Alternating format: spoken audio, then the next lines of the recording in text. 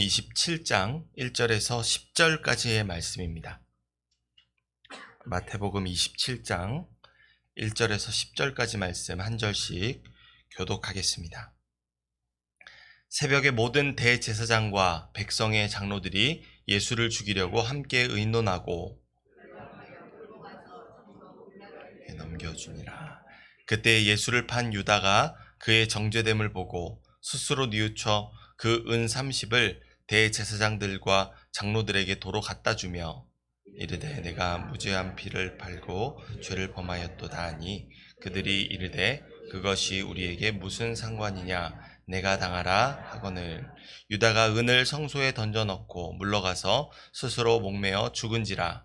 대제사장들이 그 은을 거두며 이르되 이것은 핏값이라 성전에 넣어둠이 옳지 않다 하고 의논한 후 이것을 토기장이의 밭을 사서 나그네의 묘지를 삼았으니 그러므로 오늘까지 그 밭을 피밭이라 일컫느니라. 이에 선지자 예레미야를 통하여 하신 말씀이 이루어졌나니 일러스되 그들이 그 가격 매겨진 자 곧 이스라엘 자손 중에서 가격 매겨진 자의 가격 곧 은 30을 가지고 토기장이의 밭으로 주었으니 이는 주께서 내게 명하신 바 같으니라 했느니라. 아멘. 할렐루야. 오늘도 하나님의 말씀에 귀 기울이며 기도로 하루를 여시는 모든 성도 여러분들 가운데 우리의 유일하신 인도자 되신 성령님의 인도하심이 함께하는 이 시간 되기를 간절히 소원합니다. 이 본문의 말씀을 통해 회개의 무릎으로 주님의 다스림을 이루라 라는 제목으로 함께 은혜 받고 기도하기를 소원합니다. 배신한 예수님의 제자 가룟 유다를 앞세워 예수님을 잡아들인 산헤드린 공회에는 제자들과 함께 유월절 만찬을 나누신 다음날 새벽에 로마 총독 빌라도의 손에 예수님을 넘겨줍니다. 사실 이 새벽은 전날 유월절 만찬을 나누고 남은 유월절 어린 양의 고기를 모두 태워버리는 의식이 있는 날입니다. 이 의식은 첫 번째 유월절에 애굽왕 바로의 손에서 구원해내신 하나님께서 오늘의 유월절에도 여전히 우리를 구원하시고 광야에서처럼 먹이실 것이니 어제 먹고 남은 것을 남겨두며 내일 먹을 것을 염려할 필요가 없다는 그런 믿음의 고백을 드리는 날이 바로 예수님께서 잡히신 새벽에 일어나는 일들이었습니다. 그런데 바로 그 새벽에 예수님께서 온 세상의 죄를 용서하기 위해 잡히십니다. 이는 곧 예수님께서 진정한 유월절 어린 양으로서 영원토록 이들을 구원하시고 먹이실 하나님의 은혜의 공급원이 되심을 의미합니다. 성경은 이 일이 산헤드린 공회의 대제사장들과 장로들이 새벽에 예수님을 사형 집행권이 있는 로마 총독 빌라도에게 넘겨주는 것으로 이루어졌음을 전합니다. 그리고 우리는 여기서 석연치 않은 점 하나를 발견하게 됩니다. 원래 산헤드린 공회는 로마 제국에게 자치권을 부여받아 그 문제가 중한 경우, 즉 신성 모독일 경우에는 종교 문제로 인해서 신성 모독의 문제에 해당하는 경우에는 얼마든지 사형을 집행할 수 있는 권리가 있었습니다. 이러한 사형 집행권이 있음에도 제사장들과 장로들은 유월절 만찬을 나눈 이후 기도하시는 예수님을 굳이 늦은 시간 붙잡아 오는가 하면 다들 잠들어 있는 새벽에 일부러 로마 총독을 깨워서 사형을 집행하라고 부추깁니다. 다시 말해서 산헤드린 공회가 충분히 사형을 집행할 수 있는 권한이 있음에도 율법이 없는 이방인 로마 총독 빌라도에게 그 책임을 지우게 하려는 이상한 행보를 보여줌을 우리는 알 수 있습니다. 이는 히브리인들의 사고방식이 미친 영향이었습니다. 율법에 따르면 만약 어떤 사람을 사형에 처하라고 증언을 해서 사형이 집행되었는데 나중에 그 사람에게서 전혀 죄를 찾을 수 없었다면 그 사람의 죽음에 대한 책임을 져야 합니다. 그 책임이란 눈에 보이지 않는 것이기 때문에 그 사람이 억울하게 죽은 핏값을 자신이 받겠다는 맹세가 이 율법 안에 포함이 됩니다. 그런데 예수님의 피를 흘려 죽이기로 작정한 유대 종교 지도자들은 이 율법에 대해서 너무나 잘 알고 있었습니다. 때문에 자신들이 죽이려 하는 예수님께서 죄 없음이 드러나게 될 경우에는 나중에 그 피해 값을 자신들이 받아 결국 죽임당하게 될 것이 뻔합니다. 그래서 율법의 처벌을 피하기 위해 고안해낸 방법이 율법 없는 로마 총독 빌라도의 손을 빌어 예수님을 죽이는 것이었습니다.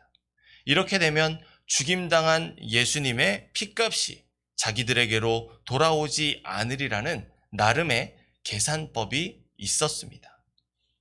성전을 강도들의 소굴로 만들었던 이 유대 종교 지도자들은 심지어 예수님의 생명마저도 강도처럼 자기들 마음대로 빼앗고 그 책임을 다른 곳으로 돌리려고 합니다. 하지만 뒤늦게 이 사실을 깨닫게 된 가룟 유다가 그들을 찾아갑니다. 그도 그들과 다를 것 없는 행위를 했다는 것을 깨닫고 그들을 찾아간 것입니다. 그러나 그 순간 자신들은 종교 행위와 의식의 겉옷을 두르고 있는 외식하는 자들이라는 유대 종교 지도자들의 실상이 낱낱이 드러나게 되고, 가룟 유다는 자신이 걸어간 죄악의 길을 돌이키기보다 스스로 목숨을 끊는 극단적인 결정을 내리게 됩니다. 우리 3절에서 8절 말씀 다시 한번 읽어보겠습니다. 그때에 예수를 판 유다가 그의 정죄됨을 보고 스스로 뉘우쳐 그 은 30을 대제사장들과 장로들에게 도로 갖다 주며 이르되 내가 무죄한 피를 팔고 죄를 범하였도다 하니, 그들이 이르되 그것이 우리에게 무슨 상관이냐, 내가 당하라 하거늘 유다가 은을 성소에 던져놓고 물러가서 스스로 목매어 죽은지라. 대제사장들이 그 은을 거두며 이르되 이것은 핏값이라 성전고에 넣어둠이 옳지 않는다 하고, 의논한 후 이것으로 토기장이의 밭을 사서 나그네의 묘지를 삼았으니 그러므로 오늘까지 그 밭을 피밭이라 일컫느니라. 아멘. 대제사장들과 장로들이 주축이 된 유대 종교 지도자들과는 달리 가룟 유다는 예수님을 판 자신의 행동이 죄악된 행위임을 뒤늦게 깨닫게 되었습니다. 그리고 그가 받았던 은 30을 가지고 다시금 대제사장들과 장로들에게 돌려주기 위해 그들을 찾아갑니다. 그때 그의 입에서 나온 고백이 내가 무죄한 피를 팔고 죄를 범하였도다 입니다. 이는 구약시대에 속죄 제사를 드리는 제사자가 하나님께 드리는, 제사장 앞에서 하나님 앞에 드려야 할 고백과 동일한 고백입니다. 그런데 이 고백을 받아서 제사를 집행해야 할 의무가 있는 제사장들과 그의 곁에 선 장로들은 무엇이라고 말합니까? 4절에서 그것이 우리에게 무슨 상관이냐, 내가 당하라 라고 말하며 자신들의 본분과는 동떨어진 싸늘한 반응으로 일관합니다. 즉, 죄 사함을 위하여 회개하러 나온 자에게 나랑 상관없는 일이다 라며 문제박대하고 있는 것이 그 직분을 감당해야 할 지금 이 대제사장들의 모습입니다. 이처럼 유대 종교 지도자들은 예수님을 죽인 핏값이 자신들에게 돌아오지 못하도록 책임을 전가하고 있습니다. 그런데 그들의 도구로 사용된 가룟 유다가 죄를 고백하는 것은 결국 유대 종교 지도자들에게 그 죄의 책임이 있다는 것을 의미합니다. 때문에 가룟 유다의 속죄 제사를 위한 고백은 받아들여질 리가 전혀 없었고, 대제사장들과 장로들은 오히려 유다의 죄를 스스로 짊어지고 그 죄에 대하여 심판을 받으라며 외면하고 있는 것입니다. 자신의 속죄 제사가 받아들여지지 않자 가룟 유다는 유대 종교 지도자들로부터 받았던 은 30을 성소에 던져 넣으며 예수님을 넘겨주기로 한 유대 종교 지도자들의 계약이 원천적으로 무효라는 것을 주장하고 스스로 목매어 죽습니다. 이는 하나님께서 주신 소중한 생명을 함부로 대한 회개받을 수 없는 죄악을 벌인 것으로 가룟 유다의 마음에 들어간 사탄이 끝내 그를 죽음의 파멸의 길로 끌고 간 것임을 우리는 알 수 있습니다. 그러나 유대 종교 지도자들은 가룟 유다가 성소에 던져 넣은 돈을 성전고에 들이지 않습니다. 오히려 자신들이 가룟 유다에게 줬던 은 30을 율법에 따라 부당하게 벌어들인 돈, 혹은 주인이 확인되지 않은 물건을 판 돈으로 간주하며 사내들인 공의의 결정에 따라 공익에 사용하기 위해 토기장이의 밭을 사기로 결정합니다. 이는 끝까지 자신들이 저지른 죄악에 대해서 극구 부인하는 유대 종교 지도자들의 파렴치한 행동이 아닐 수 없습니다. 이들은 현재 가룟 유다가 성소에 넣은 은 30을 주인이 확인되지 않은 물건을 판 돈으로 간주하여 공익을 위해 사용하고자, 우리가 이런 필요가 있는데 때마침 눈먼 돈이 있으니 우리가 좋은 일에 사용하자라는 마음을 가지고 7절에서 말하는 것처럼 토기장이의 밭을 사서 나그네의 묘지를 삼았습니다. 이러한 행동은 신명기 21장에 기록된 죽은 시신을 처리하는 율법에 기인한 결정인데, 만약 들판에 죽은 시신이 있는 것을 보게 되면 가까이 있는 성읍의 장로들이 그 시신을 취해서 장사를 지내줘야 하는 법이 있습니다. 이때 시신을 처리하기 위해 바로 그 나그네의 묘지가 필요하고, 유대 종교 지도자들은 가룟 유다가 성전에 넣어둔 은 30으로 이 밭을 샀습니다. 한마디로 자신들이 죽음으로 몰아넣은 피가 서린 바로 그 돈을 율법을 위해 사용했다는 것으로 돈을 세탁하고 있는 것입니다. 그렇게 준비된 나그네의 묘지에 시신을 장사하기 위해서는 반드시 마지막에 이 사람의 죽음과 자신들은 아무런 책임이 없으며 심지어 이 사람들의 죽음을 목격하지도 못했다는 선언을 해야만 했습니다. 회중 앞에서 이런 선언을 해야만 비로소 그 나그네의 묘지 삼은 그들의 율법의 행위가 이루어지는 것입니다. 그러나 유대 종교 지도자들은 가룟 유다는 물론이고 이제 곧 율법 없는 자들의 손을 빌어 죽이려고 하는 예수님의 피값에 대해 무고한 피를 흘리지 않았다는 선언을 할 수 없는 너무도 많은 무고한 피를 흘린 자들입니다. 한마디로 이들은 스스로 목숨을 끊게 만든 가룟 유다의 시신을 만든 자들이었습니다.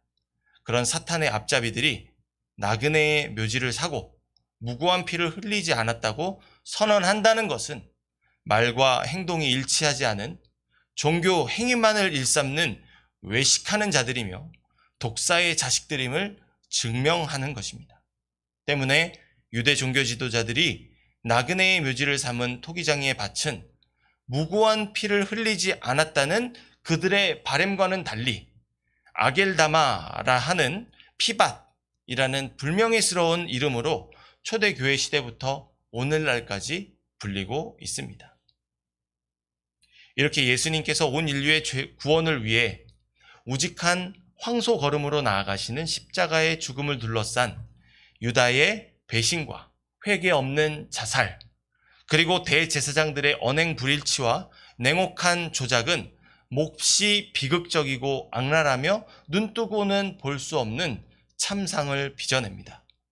그러한 일련의 사건들을 두 절로 요약하는 성경은 이것이 죄인들이 일으킨 참상이 아니라 구약시대의 예레미야 선지자와 스가랴 선지자를 통해 예언된 하나님의 구원 계획이 성취된 것임을 전합니다. 마지막으로 우리 9절에서 10절 말씀 함께 읽겠습니다. 이에 선지자 예레미야를 통하여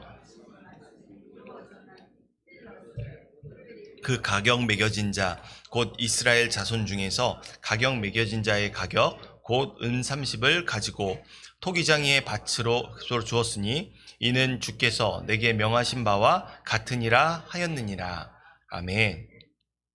이 말씀은 스가랴서 11장과 예레미야서 32장에 기록된 말씀을 종합적으로 전하고 있습니다. 즉 이미 구약 시대부터 이스라엘 자손 중에서 은 30의 가격이 매겨진 자의 존재와 그 값이 토기장이의 밭을 사는 값으로 사용될 일들이 이미 예언되어 있었고, 이 일이 현재 온 인류의 죄짐을 짊어지고 십자가의 길로 나아가시는 예수님에게서 성취되고 있습니다. 스가랴서 11장에 따르면 그때가 될 때 양떼를 버린 못된 목자들은 칼이 그의 팔과 오른쪽 눈에 내리는 심판이 임하게 될 것입니다. 다시 말해서 참 이스라엘이신 예수님은 비록 양떼를 버린 못된 목자들에 의해 고통을 당하게 될 것이나 옳게 행하기를 거부하고 악행을 일삼는 이 양떼를 버린 목자들에게는 영원한 하나님의 심판이 임하게 될 것입니다. 사랑하는 성도 여러분, 우리는 온 인류를 구원하시는 하나님의 시계가 한치의 오차도 없이 흘러가고 있음을 본문을 통해서 확인할 수 있었습니다. 또한 예수님을 믿어 이미 구원을 얻은 성도들은 시작된 구원을 완성하시는 하나님의 다스림 가운데 살아갑니다. 다시 말해서 우리의 모든 일거수일투족은 하나님의 구원을 이루시는 그 시계에 맞춰져서 경영되고 진행되고 있습니다. 이렇게 이미 시작된 구원이 임한 은혜의 때에 우리는 죄악이 가득한 불의한 세상을 쫓으며 살아가서는 안 됩니다. 유대 종교 지도자들은 그런 세상의 불의함을 적나라하게 보여줍니다. 그들은 사람을 호리는 말로 이용하고 목적을 이룬 뒤엔 싸늘하게 돌아섭니다. 달면 삼키고 쓰면 뱉어버리는 세상을 쫓아 불의한 삶을 꿈꾸던 가룟 유다는 용서받지 못할 죄악에 삼켜져 회개조차 하지 못할 죄책감에 사로잡혀 예수님을 배신한 값을 치르는 영벌에 이르게 됩니다. 그러므로 우리는 세상에 대해 자만해서는 안 됩니다. 나는 그런 세상에 상관이 없다. 나는 그런 세상을 쫓지 않는다. 우리는 이런 자만을 해서는 안 됩니다. 항상 죄악에 이끌리는 썩어질 육체를 쳐서 진리의 말씀 앞에 복종시키고 날마다 회개에 합당한 열매로 우리의 구원 얻은 믿음을 증명해야 합니다. 이를 위해 우리는 날마다 매 순간 주님의 도우시는 은혜를 구해야만 하는 것입니다. 가룟 유다는 자신의 죄악을 직시하고 모든 것을 자신의 힘으로 돌이키려고 했으나 끝내 실패하고 자살을 선택했습니다. 왜 그는 하나님께 기도할 수 없었을까요? 왜 그는 무릎 꿇고 회개의 눈물을 흘리지 못했을까요? 그러나 무려 3번이나 예수님을 부인했던 베드로는 눈물로 회개하며 믿음으로 거듭난 복음의 일꾼으로 거듭난 인생을 시작할 수 있었음을 우리는 기억해야 합니다. 성도의 능력은 죄악으로부터 돌이켜 하나님께로 가까이 나아가기를 힘쓸 때, 즉 회개의 무릎에서 시작합니다.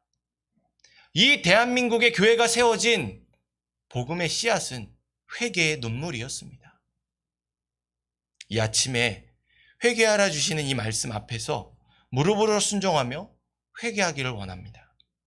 내 옷을 찢음이 아닌 내 마음을 찢으며 상한 마음을 싸매어 주심 주님의 도우심을 구하는 은혜가 이 시간 임하기를 간절히 소원합니다. 구하는 자마다 넘치도록 베푸시는 주님의 은혜를 힘입어 나의 구원을 넘어서 많은 사람들을 구원의 길로 인도하며 하나님께 회개에 합당한 열매로 영광 돌리는 삶을 사시는 모든 성도 여러분들이 되시기를 소원합니다. 기도하겠습니다. 자비로우신 아버지 하나님, 크신 은혜와 사랑에 감사합니다. 내가 알지 못하는 교만에 휩싸여 잘한다, 적당하다, 만족하다, 안주하고 있는 우리를 흔들어 깨우시고 회개의 무릎으로 주님 앞에 온전한 삶을 살게 하셔 이 말씀으로 우리를 일깨워 주심에 감사합니다. 자만하지 않게 하시고 교만하지 않게 하시고 아버지 하나님 스스로 겸손하다 일컫게 하지 마시고 눈물로 하늘을 바라보며 소명하는 자들에게 주님께서 하늘 문을 여시고 친히 위로하시는 아버지 하나님 긍휼을 베풀어 주시는 그 은혜를 사모하게 하여 주옵소서. 아버지 하나님 우리의 입술이 적당하다 말하지 않게 하시고 늘 주님께로 가까이 달려나아가기를 힘쓰도록 주의 아버지 말씀과 동행하게 하시옵시고 이 일을 이루기 위해서 나의 의로움이 아닌 오직 하나님의 의로움을 힘입어 성령님의 인도하심을 받아 주님께로 가까이 달려나아가는 회개의 삶을 살아가게 하여 주옵소서. 그러한 삶으로 아버지 하나님 우리의 구원에 합당한 열매 맺기를 넘어서 많은 이 세상에 죽어가는 자들에게 그 합당한 회개의 열매를 맺을 수 있도록 진리의 복음을 전하는 자로 살아가게 하여 주옵소서. 그러한 삶으로 우리의 믿음과 행함으로 영광 받으실 주님을 찬양하오니 연약한 우리의 심령 가운데 풍성하게 임하사 우리와 늘 함께 하시고 주여 우리의 삶을 통해 홀로 영광 받아 주시옵소서. 감사드리며 살아계신 우리 구주 예수 그리스도의 이름으로 기도합니다. 아멘.